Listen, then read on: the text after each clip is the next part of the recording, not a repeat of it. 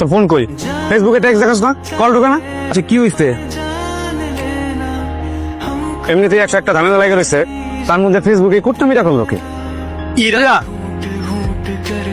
Please explain what ফেসবুকে এত বাজে বাজে রিভিউ দেওয়া তাই বলে কেন আমার বিজনেসে পিছিয়ে লাগছে? ওকে ফর ফান ধরে নিলাম আমি করেছি, তাতে আমার কি লাভ? ফ্যাশন শোর বাজেট কাটার প্রতিশোধ দিতেছো। দেখো ইরা, তোমার যদি কোনো প্রবলেম থাকে তুমি ডিরেক্টলি আমার সাথে কথা বলো।